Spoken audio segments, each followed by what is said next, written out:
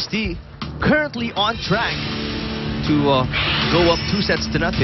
Pero UP has been putting up great plays, but the thing is they can't really string up a series of great plays to really make the game closer than how the scoreboard shows it to be. 16-10, lamang ng 6 ang UST right now.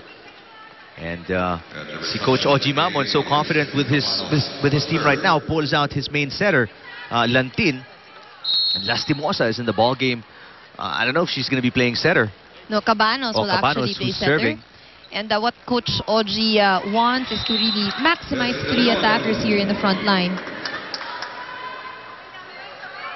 17-10 now. Cabanos, second serve for her.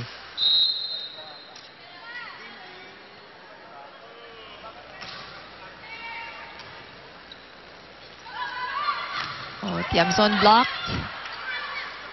Free ball for UST. Lastimosa.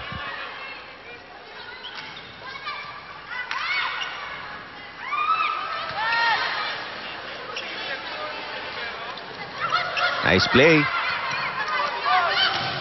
Oh, Banatigla. And that's experience for you. You know, Banatigla just really finding the open areas there on the side of UP. And this is one of the things that UP needs to learn, you know, moving forward is every time they've got a good rally going on, to be able to compose themselves, you know, and find a way to win that point.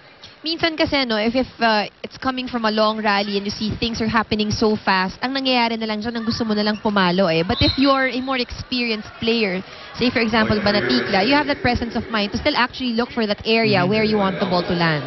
Of course, nothing to take away from this young UP squad. Again, everything really comes with experience. Of course, yes. You learn and you improve as you go through these trials, as they say. And the points are rolling in para sa UST right now. 20-10. Biggest lead of the match so far. Coach Ubalde will talk things over again. Let's check in with them. Some major adjustments yung mga outside hitters natin. So gumagawa ng paraan. Okay, make sure lang na nandun din tayo para i-recover yung bola. Okay? Yun yung kailangan natin mangyari dyan. Yung tulong ng bawat isa ng mga teammates ninyo. Yung hustle na yan. Okay? Andyan na, na-recover na natin. Gagawa natin ng paraan. So paano ngayon, once na ma-deflect yung ball, ano mangyayari next? Hindi tayo mag-end dun. Okay? Aim tayo ng point. So pagkuha niyan, gawa natin yung convert tayo ng point. Let's go! You beat! What? They've got to find a way to recover, you know, during these times na hinahatawan sila ng UST. Back to the game, still serving Alexin Cabanos. Well, let's see. Here in the second set, UST is a much more consistent team. As in yung movements, ano, you'll see how confident and how less the errors are. And this is exactly typical of yun nga, a developing team, ano, itong UP. As you can see there, they've got good highs where they win, you know, block the attack of UST and all that. Good jazz, pero there are times when they can't even buy a point. I mean, you do everything and still nothing going right. And of course, it's not going to be easy if of course, the team you're going up against with is UST. UST, oh. And yun nga, it's all part and parcel of your growing years, so to speak, you know.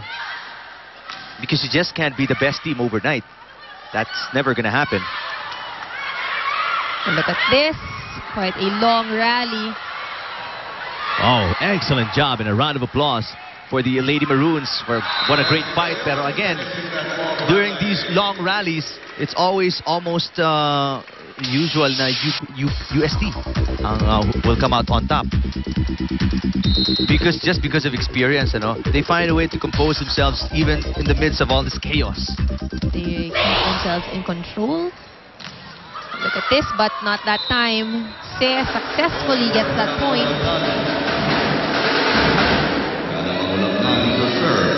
It seems like UP is very good when the points are played shorter, no? Pero pag long drawn out rallies, UST has the upper hand.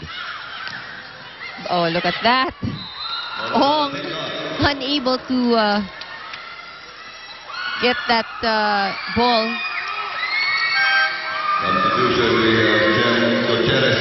Seems like Coach Mamon is emptying out his bench right now. Has Why not? utilized almost the entire roster, no?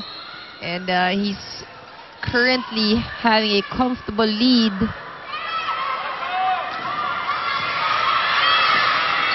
Gutierrez, her first attempt in this game. And what a delight for the 6 on the floor para sa Tigresses with a point by Gutierrez.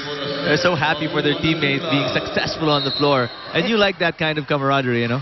And looking at the lineup now, it's only Dusaran and Banaticla, who are seniors.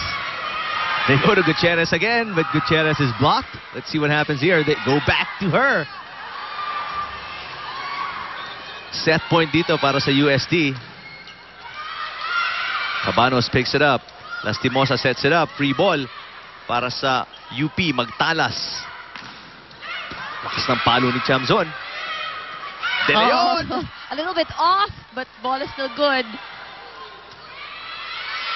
Cabanos, back set. Lastimosa.